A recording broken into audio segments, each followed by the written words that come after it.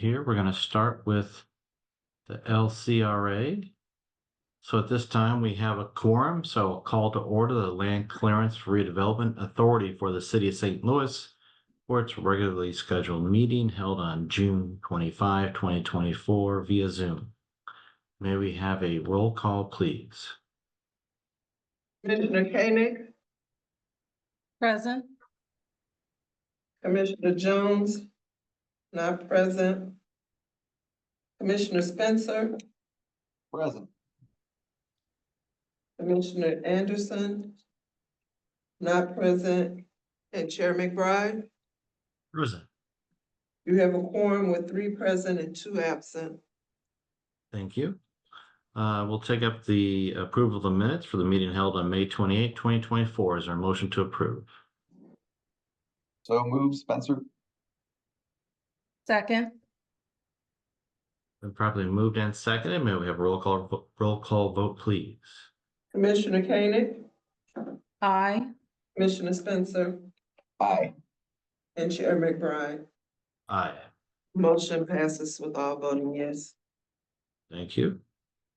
All right, now we'll move on to Resolution 24, LCRA 10856 regarding easement for 350 South Sarah. David, are you walking us through that? Sure, I will be happy to. How's the audio? Can you hear me okay? Exemplary. What's that? It's exemplary. Oh, okay, thank you. I thought you were saying I was mumbling. So this item is one that I said I would take because I have been here so long that I saw the beginning of this back in 2013. This is a request that we've received from the Great Rivers Greenway District to grant a temporary construction easement and then ultimately a small or permanent easement to support the construction of the Brickline Greenway. The reason why we are receiving this request is because as part of the IKEA construction project many, many years ago, LCRA facilitated the straightening of Sarah Street and the gigantic corn or I don't know what you would call them, but the storage containers that are by the IKEA site that everyone sees when you go down the highway were immediately adjacent to that site. And part of that was also owned by Bi-State. So somehow LCRA ended up in the middle of that whole discussion and acquired property to facilitate that straightening and then kept a portion of it with a series of easements over it. This is a request that would add another easement to that, and it is from the Great Rivers folks. They are building their greenway along our property and therefore have asked us for that temporary purposes to access it so that they can do the construction with proper leeway. And then there will be a small portion. The Brickline Greenway itself will not be physically on our property, but they'll need a small permanent easement so that they can do the maintenance. So that is the request before you. As they've noted, they do not have eminent domain authority, but they would like to acquire it. We received this request from the acquisition agent offering the appraised value of $3,458. And so that is the request that is before you to facilitate this project. Obviously, if we are unable to do so, they'll continue without us, but it is certainly our recommendation to allow it to continue forward. Now, David, you referenced eminent domain. Is that something that's going to be necessary to obtain this property? No, what they're saying is they do not have the authority for eminent domain. So it is our discretion to negotiate, but we are recommending that you just proceed as the offer was presented. Okay. And who performed the valuation of the property? Let's see.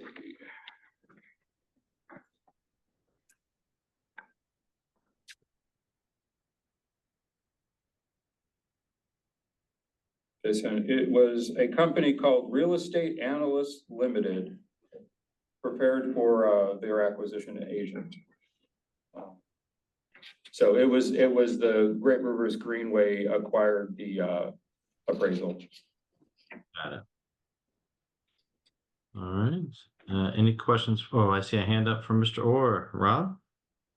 No, I'll just point out that the acquisition agent and that appraiser is who SLDC, primarily LCRA, uses frequently to secure rights of way and temporary construction easements on various roadway projects. So we're very familiar with both firms.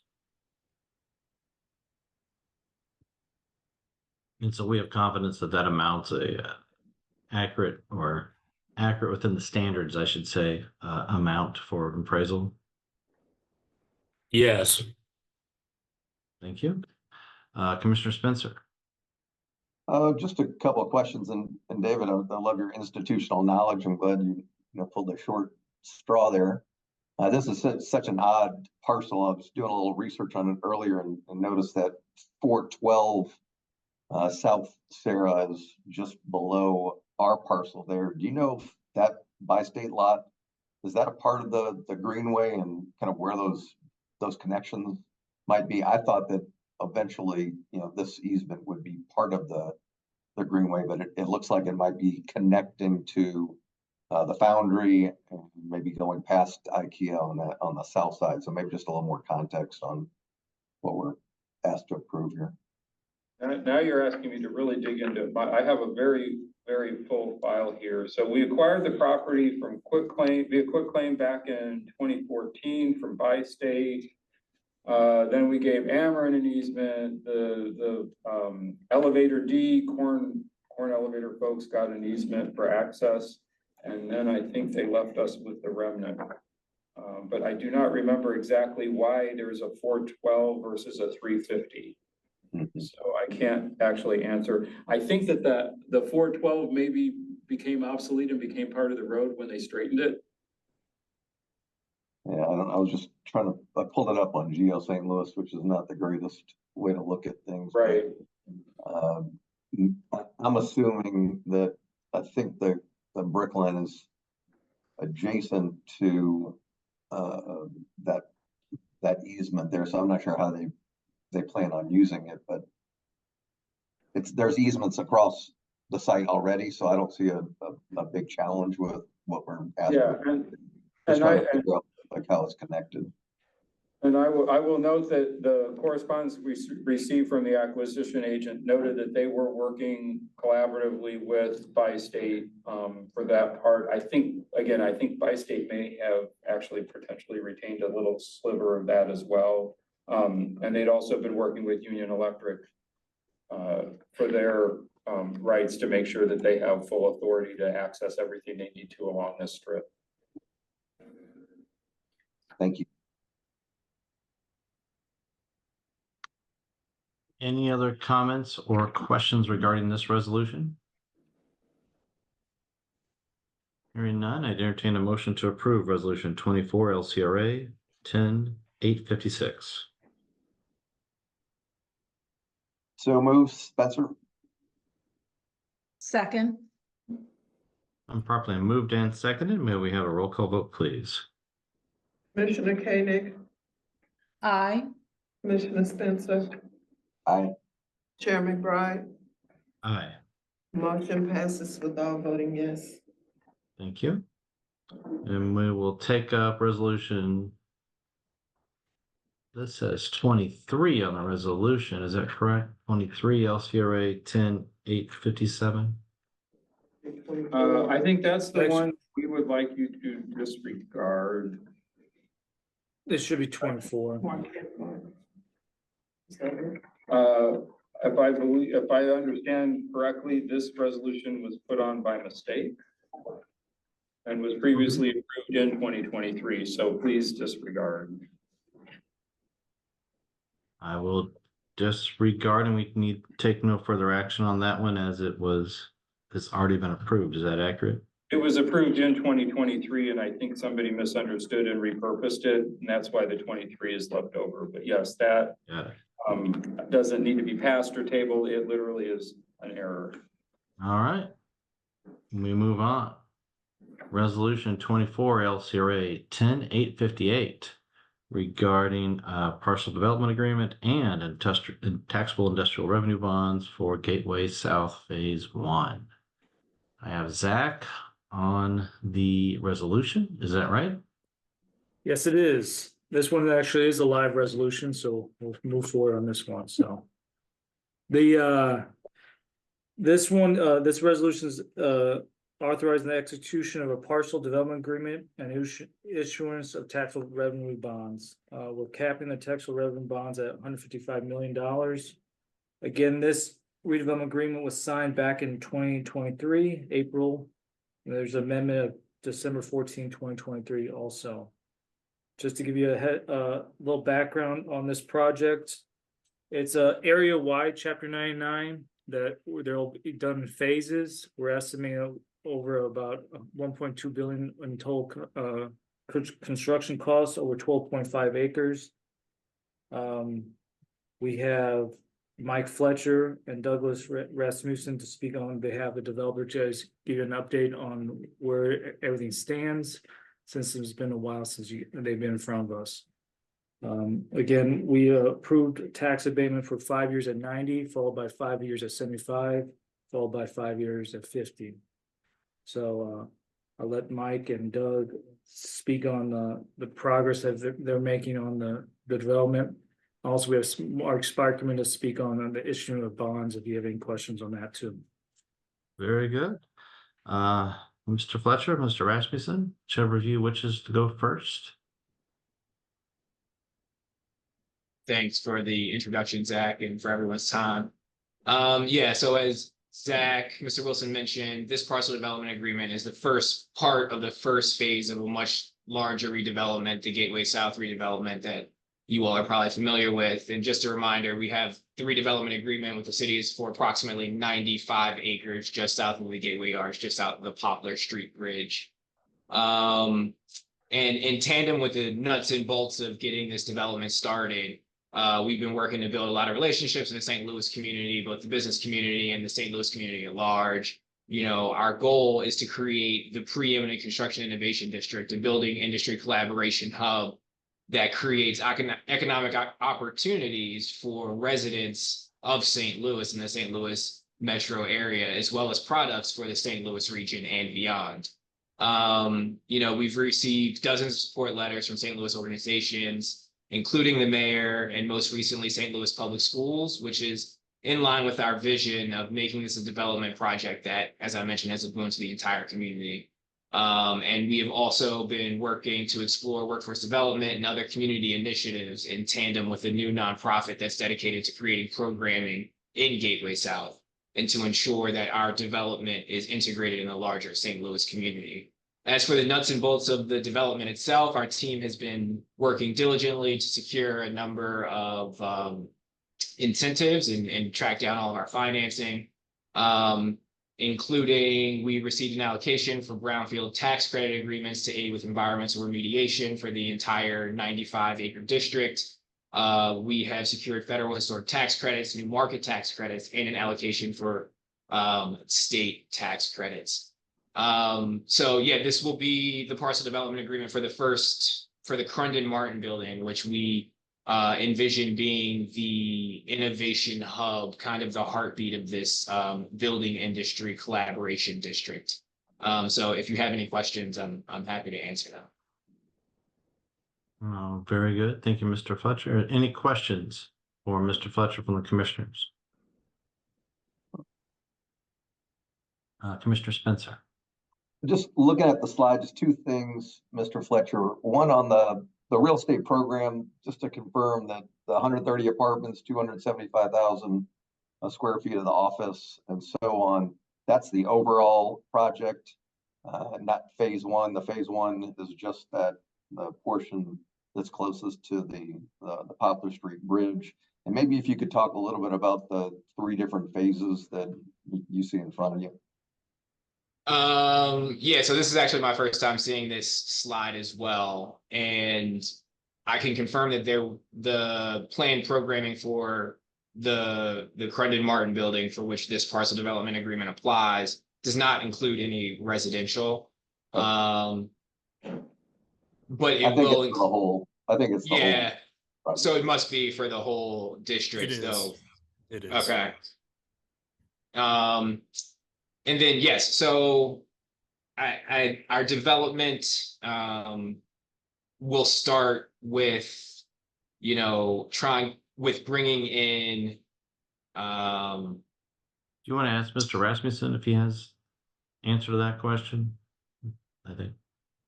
Or do you have it, Mr. Fletcher? what, I'm sorry, I missed. I just want to what make was sure that said the there. right person was answering the question as to what the phases are, given that you hadn't seen this slide, to make sure that we didn't have any confusion going forward. Um, I think, this aligns with the overall district. I was just commenting that it was my first time seeing this particular slide laid out this way, though perhaps it does predate me, Doug. I don't know if you feel. Yeah, feel I mean, I comfortable. think, obviously we're here to talk about the 500,000 square foot parcel development agreement for Crendon Martin, but the entire project is a mixed use project, construction innovation district project. And, that map that's there on the left, I mean, kind of lays out, the programming, the specific, phase one is, I believe, outlined in that yellow polygon there, that's there kind of under the I guess that's the Washington Bridge and south of the Poplar Street Bridge. And then Crendon Martin itself is actually two buildings that, is right there, visible from the Poplar Street Bridge. It's an old manufacturing facility.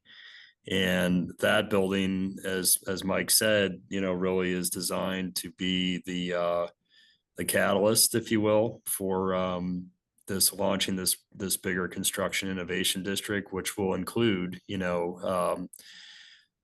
industrial. It'll include office, lifestyle, retail, in future phases, which we have sort of broken out on that top left map. But those bigger pieces, this is up to a 10-year project, right? So those bigger pieces are coming later on. But obviously, we're excited to get this launched, and begin on this journey, and work to implement the plan that we've got under master development agreement with the Port Authority and the LCRA. This is Commissioner Canada. I had a question. For this first phase that's in yellow, I think I heard you say that's the Innovation Center. Are you demolishing buildings that are there? Are you repurposing buildings, existing buildings?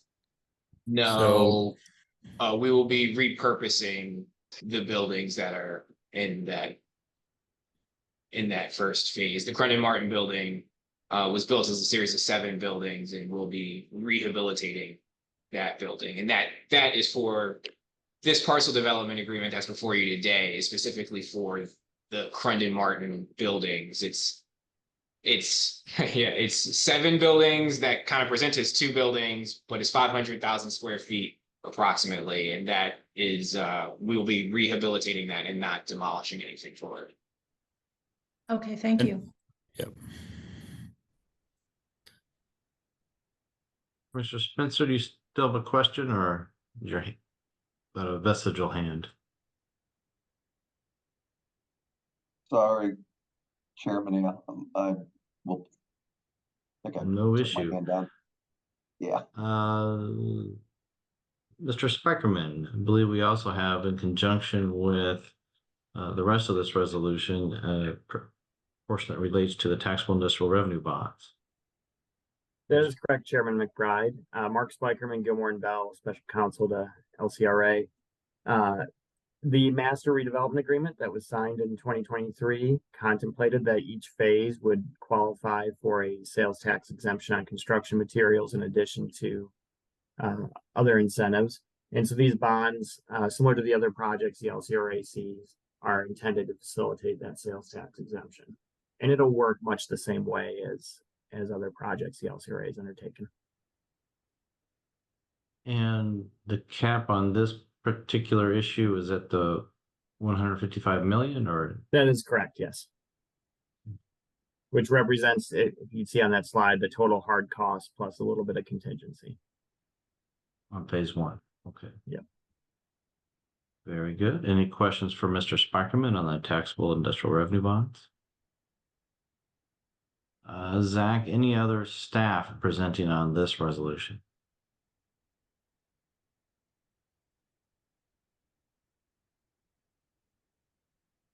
Zach, is there any other staff that are going to present on this resolution? I'm sorry, I paused. No other staff.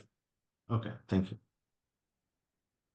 Then, unless there are any other questions from the commissioners, I would entertain a motion to approve Resolution 24 LCRA 10-858. I so move to approve.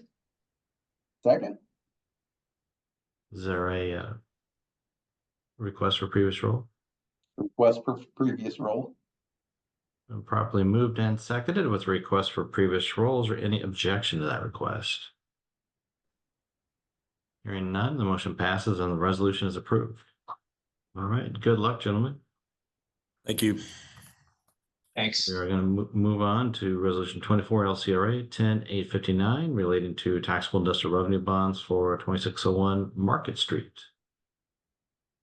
Thank you, Chair. This resolution is authorizing the issue of taxable industrial revenue bonds for 2601 Market Street.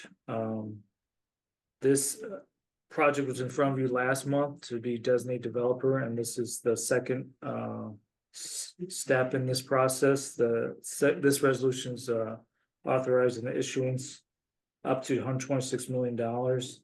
Just to give you an idea of what this project is, a reminder of what this project is 304 hotel rooms at the corner of Jefferson and Market. It's going to be 2 hotels, one Kimpton, and other one State Bridge Suites. We have Mark Spiker speak on behalf of the taxable revenue bonds, and Shayla Meehan to speak on behalf of the developer if you have any questions. Very good. Shayla, do you want to bring us up to date on anything that's transpired since you were in front of us last on this project? Sure. Yeah. Thank you, commissioners, and thanks everyone for your time today. Not much to update. The project is continuing to progress forward. Developers are really excited about this project, and it is still the plan to begin construction in the 3rd quarter. Very good. Mr. Sparkerman, if you just want to give us a brief overview of this particular bond issuance. Yes, this bond issuance is our leaseback style bonds, and that will facilitate a sales tax exemption on construction materials. These bonds, as part of the leaseback transaction, are only payable from lease revenues made by the developer. They are not payable from any city tax revenue or any other tax revenue. Very good. Any questions from the commissioners for Ms. Meehan or Mr. Spikerman?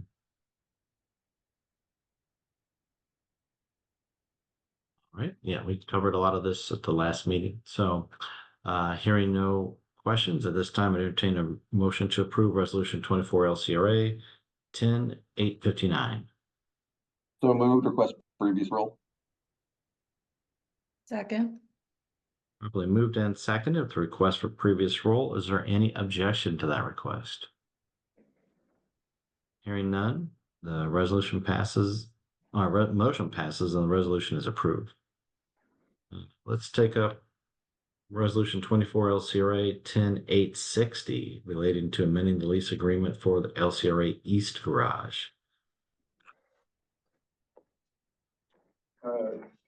Charlie, do you want to take it or do you want me to take it? You can take it, David. So I'll start it out anyway. Your questions will be answered by Mr. Hahn. So this resolution is authorizing an amendment to an existing lease that LCRA has with Stiefel Bank CDC 501 N Broadway, Inc. For what is currently the vast majority of the garage highlighted before you in downtown St. Louis. The reason why we are presenting this amendment to you is because the long-term lease of the first floor that had been in place with the Sandberg Phoenix Law Firm is ending naturally at the end of the month. It was for a period that was supposed to end anyway right now. Sandberg Phoenix is vacating their current location, or maybe he probably has already done so. So the space is opened up and Stiefel is interested in leasing that area as well. So we are presenting you with an amendment to the lease that allows Stiefel access to that first floor space now that Sandberg Phoenix no longer needs it.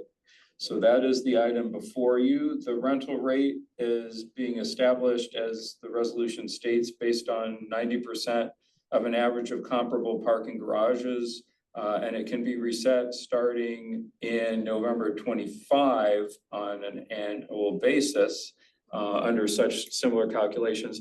That actually is also a similar concept that's in the existing lease, but we do not want to synchronize with the existing lease because they're just first moving in and we don't want to renegotiate just a couple of months later. So that's one of the reasons that is specifically noted in the item before you. So as I said, this is what is being presented to address this vacancy that's coming up at the end of the month. Thank you.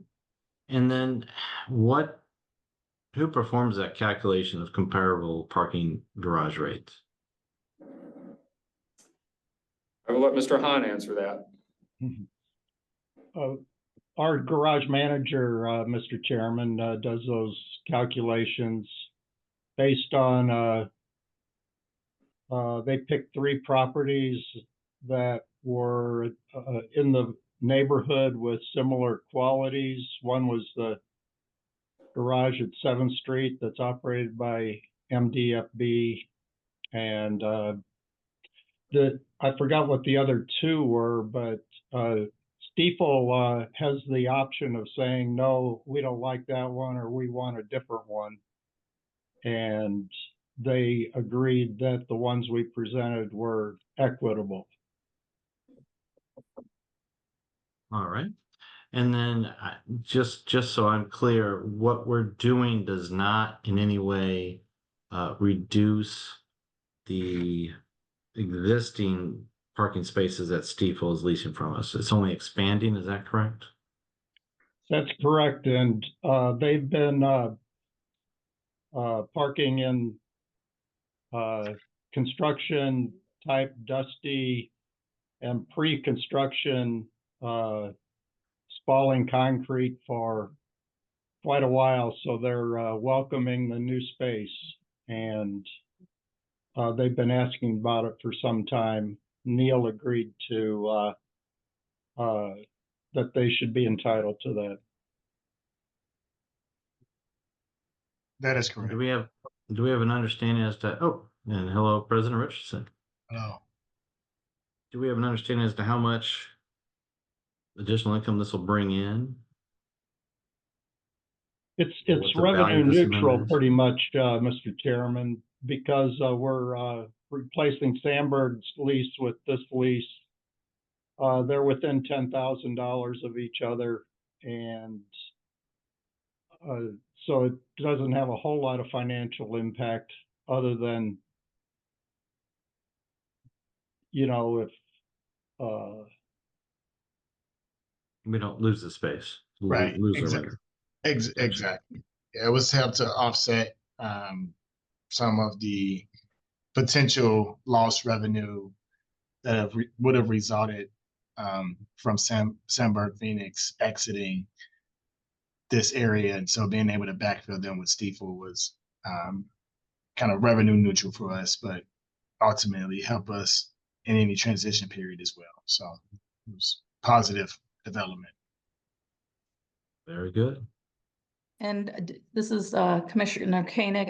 I understand that year on year, this payment is 100,000 less, but it is for more space. Is that correct? Did I read that right?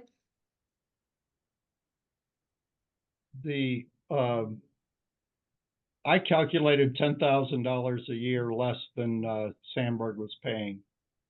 at the rate that was quoted to us by Stiefel. Okay, I'm looking at the executive summary and it says for this resolution, it'll be $2,500,000. I think that's the next resolution, actually. That's for I think the that budget. Yeah, that's the budget resolution, Chairman Koenig. Oh, okay, I'm sorry. I will save that question. I just want to add one item that the Stiefel made a commitment in 2012 for 20 years, and that'll be coming up in 2032, which isn't that far off. We were trying, and I know this was in the back of Neil's mind, trying to give them a little bit of a break. That's why it was a 90% of the market. Mhm. And what's it, is the amendment then for the same term expiring in 2032, or when does this amendment expire? It does. It tailors the main lease. Okay, very good. All right, any other questions for Charlie or David from the commissioners? Commissioner Spencer. Might be a question for the parking czar, Rob Orr, but just wondering about the condition of the existing building, and just a comment that it's great to have somebody replace the existing tenant for that space. So I think this is definitely a win for us.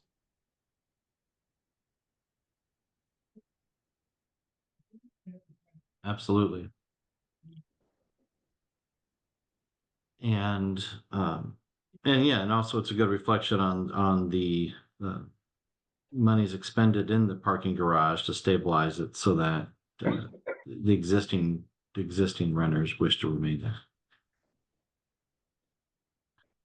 If there are no further questions or comments, then at this time I'll take up a motion to approve Resolution 24 LCRA 10860. So moved, request for previous rule. I second.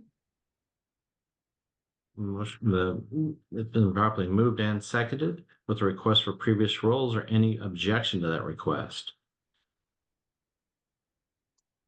Hearing none, the motion passes and the resolution is approved. All right, now we'll move on to take that $2.5 million matter with the budget in Resolution 24 LCRA 10861. And Charlie, you're going to entertain us with rapt attention. Yeah, I can't bring David in on this one. Is that right? You can bring in whoever you wish. I'm done with my role, thank you.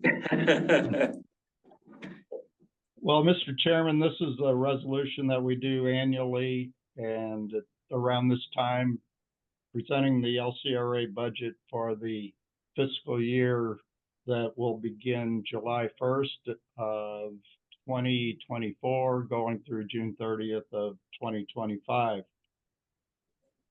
The LCRA budget includes a transfer of funds to SLDC for the work that SLDC does on behalf of LCRA. And the asking amount is 2.5 million, which is a number we talked about 5 minutes ago. The 2.5 million is 100,000 less than the current year budget, which is 2.6, and the same as it was 2 years ago in FY23. We reduced it slightly because LCRA is participating in the capital improvements at the garage, which do not really show up on the revenue and expense on this statement. The capital improvements that LCRA will spend at a minimum will be $2 million for the current contract, but most of that will be spent this fiscal year. Probably, well, it's close to half and half in this year, half in next year. along with, as this work gets completed and the garage gets cleaned up, we intend to continue to monitor it closely, and possibly we'll have to spend some more money later in next fiscal year. But as we speak, we do not know for sure of any of those costs. And we would bring those back to you as needed, but this is not a Band-Aid, it's replacing concrete, but it probably only covers, the work we're doing probably only covers 20% of the garage. So there's still the other 80% to worry about. And as such, we reduced the ask from this commission from 2.6 to 2.5 million. Given the attachment, which shows the budget for FY23, the actual results for FY23, FY24, and the projected FY24 revenue and expense. And then the final column is the FY25, which I'll talk about. We have 3 parking locations. One is City Block 426, which is a baseball in the proximity to the baseball stadium. That's budgeted at 275,000. And City Block 124, which is the garage, it's a surface lot that is on between 6th and 7th on Convention Plaza. That's budgeted at 330,000. That lot picked up a little bit when the parking was taken out to expand the convention center, and it does very well when there's events at the convention center. And the final parking facility is the City Block 118 garage, which is the one that's adjacent that we just talked about, where Stiefel is the primary tenant. That's 2,750,000. So that's really our biggest revenue producer of the parking facilities. The lease is related also to parking, but it's a lease payment, and that's at City Block 177, which will be developed, we hope, in the near future as part of supporting the convention center. The second item is our bond and development fees, and we're projecting 1.5 million next year. We had, if you move over to column 4, where you have results of, or we're expecting 1.9 of this year. So I think that's a conservative number. And we have interest income of 400,000, another category of 20,000, some program non-governmental, which would be something like the program we're carrying out for MSD or any entity that is not directly like a city state, which is the next line. That's the intergovernmental, and we're projecting 8 million there. And the reason that is a decent number is because we are getting into spending the ARPA money for acquisition and LCRA, plus we continue to carry out the MDFB tax credit program, where money comes in and goes out on each of those. So those 2 items, the 8 million and the 1 million, are basically the offset of the expense that is the final expense item, the construction and program expense. I have 9.2 there, just in case we spend an extra 200,000 that is unidentified, that does not have a funding source. So under expense, we have interest expense on our existing debt of 560,000. It involves about well, the primary one is the City Block 118, where we still owe roughly $6 million on our original debt on that property. I have 250 for consultants, 975 for facility operating and property expense, mainly related to the garage at City Block 118. The depreciation expense, a non-cash item of 550,000. Contingency of 300,000. Appraisals of 20.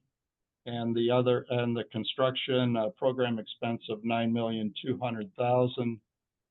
Netting the revenue with the expense shows net income of 2,560,000. We're asking for 2.5 of that to help support the SLDC efforts. And that would be a net plus of 60,000 for LCRA if these numbers come in as scheduled. Very good. And so if you could drill down a little bit on the program non-governmental and the intergovernmental transfers and kind of talk about what those are. I mean, obviously you indicated they're ARPA and the NVFB. So a lot of those are the new programs that we've been implementing over the last 12 months. Is that correct, Charlie? Correct.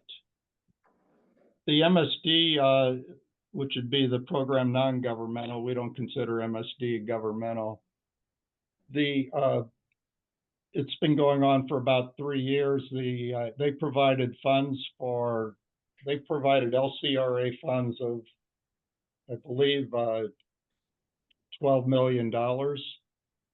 We still have a piece of that to spend, but it's for projects that will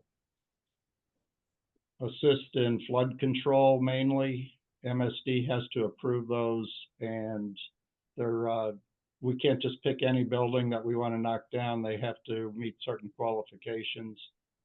There's still probably $1 million left to spend there. The intergovernmental, the $8 million, conservatively think that probably will be higher, but and Rob can talk to this. The ARPA funds that were granted to us by the city through CDA total 15 million. I'm projecting that basically that we'll spend 4 of those in the coming year, and Rob will say I can spend it all in 1 year, but we'll see what happens there. If it goes above that, it doesn't have to be reevaluated by you. It's something that it's revenue neutral. We get money in and we pay it out. So of course everything we acquire is approved by this board, but we don't have to redo the budget because it goes over, say it goes up to $7-8 million. It's fine. We got the revenue from ARPA to accommodate that. I think that's the other thing is the other piece of that would be the MDFB tax credits, which anything that comes to a city project, for instance, we got current projects of the symphony and the Grand Center and the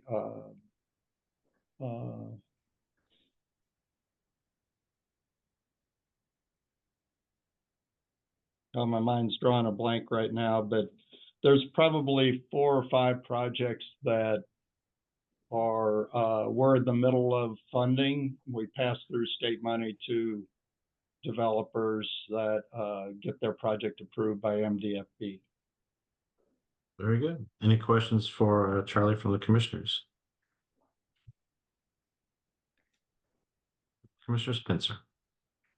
Just a comment, you're getting into the details, and thanks for going line by line, because I did have some questions around the non-governmental income and, how the ARPA dollars do play. I just want to make a comment that I usually make. The ARPA is great for the next couple of years. We've increased our staff. I think there was 25 people in the SLDC in our workforce that was added based on ARPA. So we really need to concentrate on, that revenue generating activities to keep that staffing and to keep growing.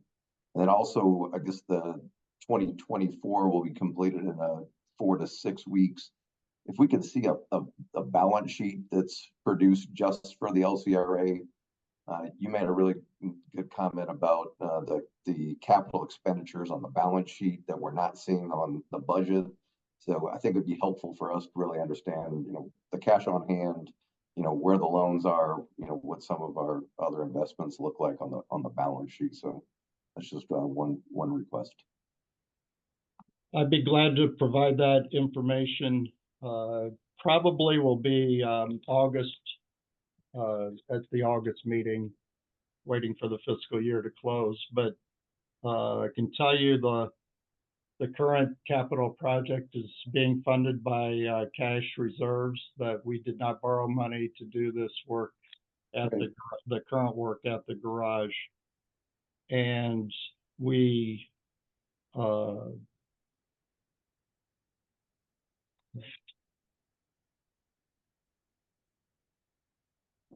I can tell you the loans we have are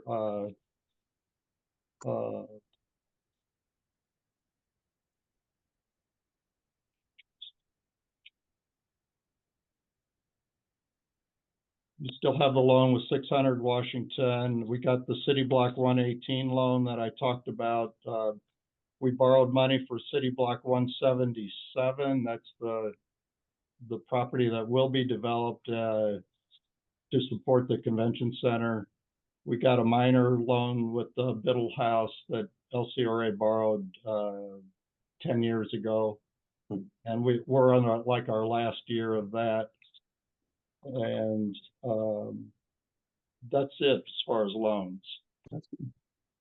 Thank you. All right, any other questions for Charlie on this resolution? No, the only other comment I'll make, Chairman McBride, is noting over the next 2 fiscal years between now and 2026, Rob on the major projects team is really taking an aggressive path forward on assembling sites across the city and leveraging the strategic site assemblage fund through ARPA to do that and really be more proactive in those developments. And the goal is for us to minimize any losses that we have to take, but also recognizing that in some of these cases, when we assemble these strategic sites, it's to support and promote economic development activity, removing that blight. And so in some instances, if we invest into assembling large areas of contiguous acres, we may not get 100% of our investment, but that's what the ARPA dollars is to make these investments and ultimately drive economic growth. So we'll definitely continuously track that as we make those investments and dispose of some of those assets that's acquired through this site assemblage fund. Very good. All right, if there is nothing else at this time, I'd entertain a motion to approve Resolution 24 LCRA 10861. I move to approve. Second, request a previous rule. Properly moved and seconded. If the request for previous rules or any objection to that request? Hearing none, the motion passes and the resolution is approved. All right, then at this time, looks like we have open agenda. Anything on open agenda? Nothing No, open agenda? Yeah, none other than what was just stated, Chairman McBride. Thank you. Thank you. And then entertain a motion to go into executive session. Mr. Meyer, if you would focus me on which of the. We do have a business in closed session to take up pursuant to section 610.0 021 sub 2, matters involving leasing, purchase, or sale of real estate. Would entertain such a motion. So move.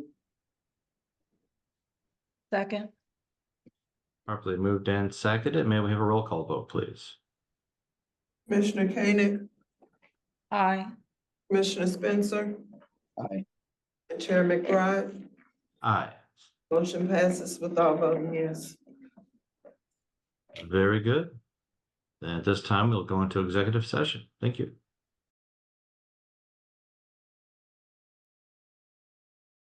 Then is there anything else in open agenda on our LCRA agenda?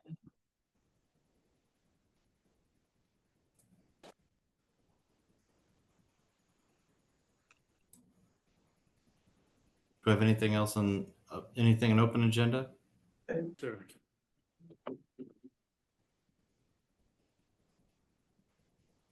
No? All right.